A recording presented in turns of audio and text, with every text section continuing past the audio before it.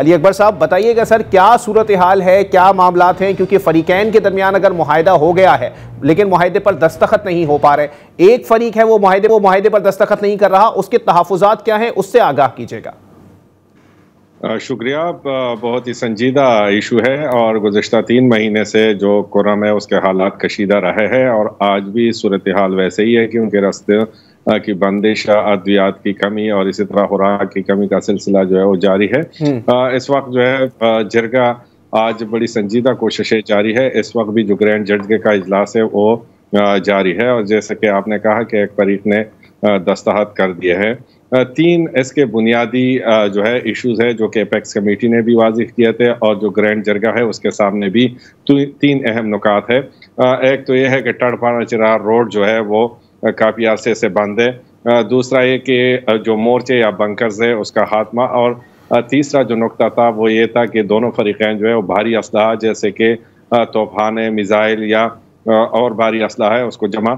کرنا ہوگا۔ آج ابھی جو اطلاعات ہے جرگہ اس وقت بھی جاری ہے، اس میں ایک فریق نے جو ہے اسلحہ جمع کرانے پر جو ہے اتفاق کیا ہوا ہے، دوسرا جو فریق ہے وہ بھی راضی ہے، تاہم موڈیلٹیز کی بات ہے۔ اب یہ ایک فریق چاہتا ہے جس نے دستخط کیے ہوئے کہ اسلحہ جو ہے وہ قبائلی مشران اور پولیس کے پاس جمع کرانا ہوگا، جبکہ جو دوسرا فریق ہے اس کا موقف ہے کہ نہیں، یہ اسلحہ جو ہے یہ فوج یا انتظامیہ کے پاس جمع کرانا ہوگا۔ لیکن مثبت بات یہی ہے کہ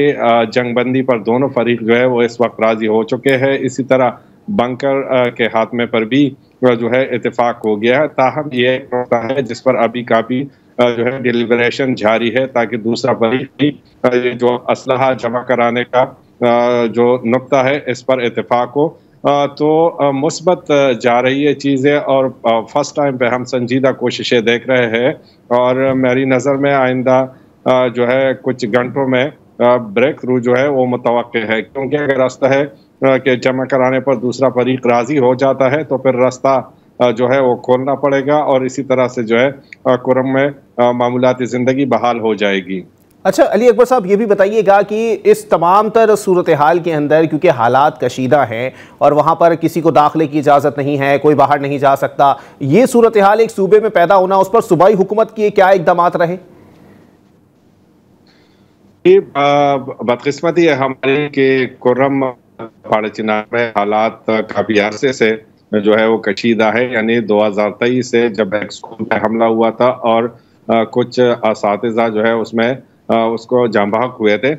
تو 2023 سے یہ معاملہ آتا رہا اور پھر جو ہے کسی نے سنجیدگی نہیں دکھائی، لوکلی جو ہے وہ جرگے ہوتے رہے، تاہم ان جرگوں کو جو ہے حکومتی سپورٹ حاصل نہیں تھا کہ اس پر عمل درآمد جو ہے وہ یقینی بنائے، اور غفلت دکھائی ہے صوبائی حکومت نے ان 2 سالوں میں۔ اب فرسٹ ٹائم پہ ہم دیکھ رہے ہیں کہ جب حالات جو ہے وہ انتہائی خراب ہو گئے اور وہاں پر جو ہے ادویات اور خوراک کی قلت بھی پیدا ہو گئی ہے، تو حکومت اور ریاست نے کوششیں سنجیدہ شروع کی ہے اور اس وقت یہ جو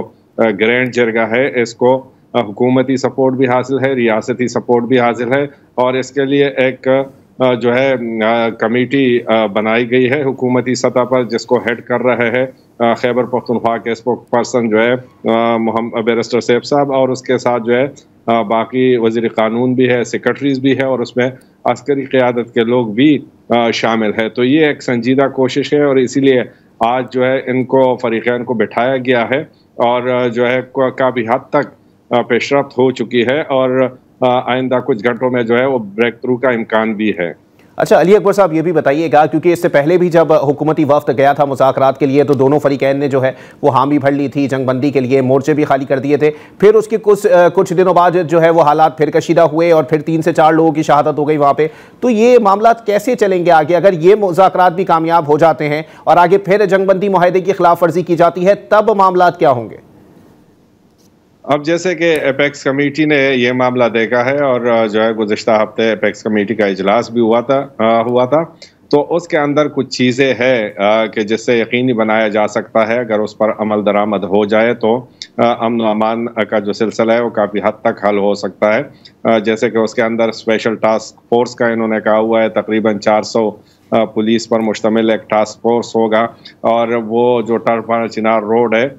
تو اس کی نگرانی وہ کریں گے، اور اسی طرح टल पाना चिनार पर मुतअद्दिद चेक पोस्टें भी कायम की जाएगी ताकि अमन व अमान का कोई इशू हो और रोड की बंदिश का मामला हो तो उसको बर वक्त देखा जा सके। और दूसरा है कि फरीकैन को भी पाबंद बनाया जा रहा है अगर ये असलहा जमा कराया जाता है,